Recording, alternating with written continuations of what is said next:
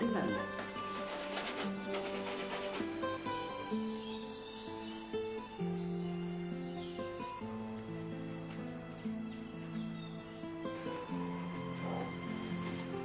මොකවෙන්නේ? හිඟන්නගේ පාත්‍රයට හෙන උරා කඩම් පාත් වෙලා. 2.50 වීලු කරන්න එපාලෝ. කවුද බන් 2.50 වීලු කරේ? කොහෙද යන්නේ කඩම් පාත් වෙලා? අපේ තාත්තා මහන්සියෙන් උපයා සපයාගත් දෙයින් සප්පායම් වෙලා මගේ ඇඳ බදම් බුදිනකොට වෙන මොකද්ද කියන්න තියෙන්නේ?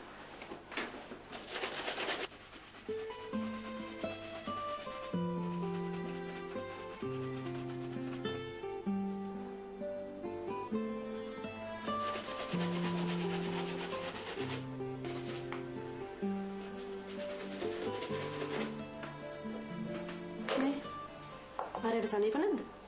ඒ වගේ.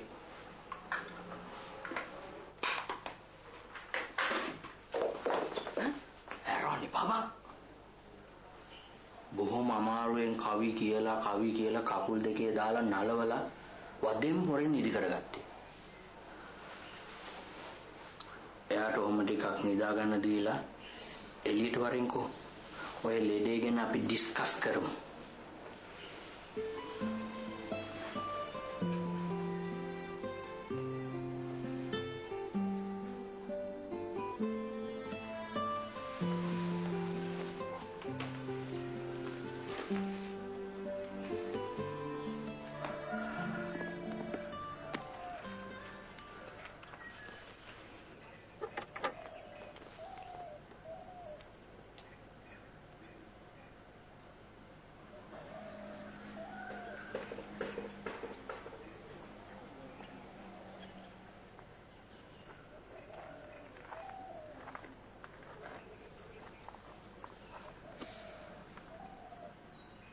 මොකද්ද කේස් එක?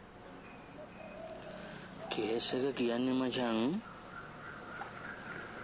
නින්ද නොයෑම. කෑම අරුචි අරුණම ඩිංග හිසේ රුදාවක් තියනවලු. හිටපු ගමන් හදවත නිකන් හිරිවෙట్లా යනවා වගේ දැනෙනවලු. දැන් ඔය අනිත් රෝග ලක්ෂණ මොනවා වුණත් කෑම අරුචිය නම් ඇත්ත. මොකද වෙනදා මිනිහට ඔය කෑම අරුචිය ආවේ මිනිහා ගැටින් විදම් කළා කන වෙලාවටනේ. දැන් අපි දුන්නත් කන්න බෑ කියනවනේ. මේ හලෝ මිනිස්සෙක්ගේ හිනාව බයිට් එකට ගන්නවා. හැබැයි කඳුල බයිට් එකට ගන්න જાතිය දෙපා සතෙක් වෙන්න එපා හරි? කොහොමද ඉතින් ඔය වගේ වැඩ කරන් දෙපා සත්තුනේ. සිව්පා සත්තු ඒ තරම් තිරිසන් නැහැ.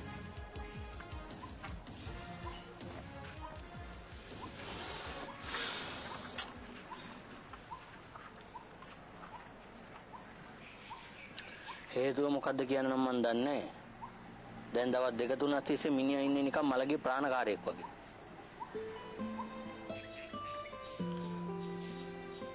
ආන්ටිත් එක්ක රණ්ඩු වෙලා ආවද දන්නේ නැහනේ. ඒ රණ්ඩු නම් දැන් ඉතින් ආන්ටිටයි උටයි තුන් වේල කනවා වගේ වැඩක්.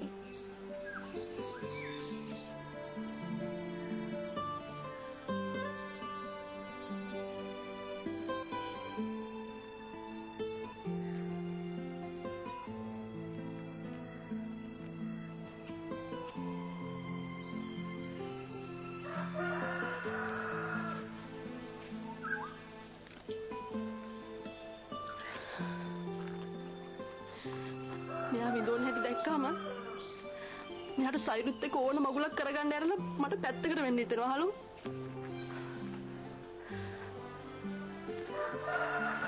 එයා විඳෝන හැටි බලනට වඩා මට ලේසි තනියෙන් විඳෝන එක.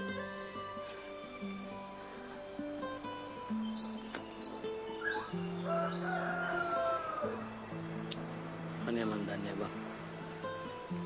මොනවා මොකට වෙනවද කියලා දන්නේ උඩින කට්ටිය තමයි.